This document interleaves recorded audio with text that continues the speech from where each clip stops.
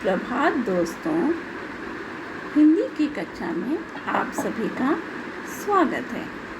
आज हम हिंदी की कक्षा में अपठित गद्यांश का अभ्यास करेंगे। शिक्षण उद्देश्य है विद्यार्थियों में पठन क्षमता का विकास करना, विद्यार्थियों में गद्य की समझ को परखना तथा विद्यार्थियों में गद्य को समझने की प्रतिभा का विकास करना। अपठित गद्यांश का अर्थ है पूर्व काल में ना पढ़ा गया गद्यांश, यानी कि जो गद्य का अंश हमने पहले ना पढ़ा हो वह अपठित गद्यांश कहलाता है। अपठित गद्यांश के प्रश्नों को हल करते समय निम्नलिखित बातों का अवश्य ध्यान रखना चाहिए। गद्यांश को 2 से 3 बार ध्यान से अवश्य पढ़ना चाहिए।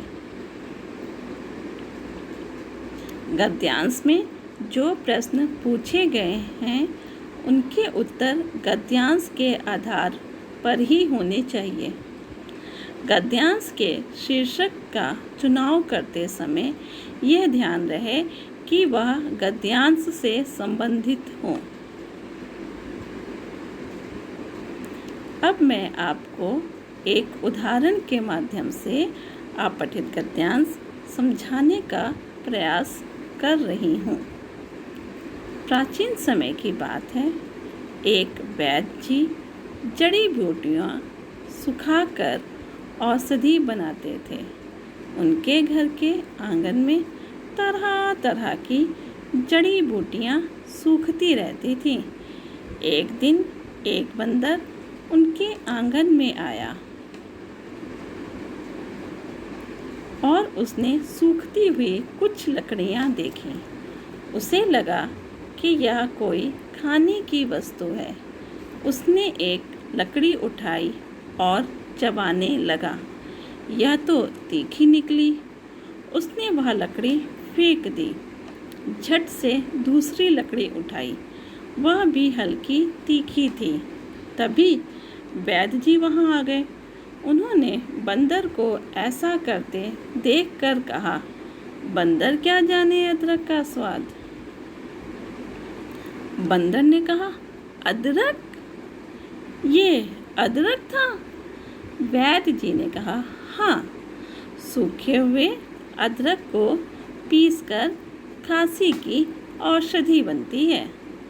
अब मैं आपसे इसी गद्यांश से संबंधित कुछ प्रश्न और उनके उत्तर दिखाने जा रही हूँ।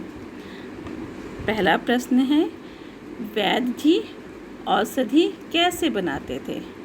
तो इसका उत्तर है, वैद्य जी जड़ी बूटियाँ पीसकर औषधि बनाते थे। मेरा दूसरा प्रश्न है कि वैद्य जी जड़ी बूटियाँ कहाँ सुखाते थे? तो इस प्रश्न का उत्तर है कि वैद्य जी जड़ी बूटियाँ अपने घर के आंगन में सुखाते थे। तीसरा प्रश्न है, बंदर ने आंगन में से क्या उठाया?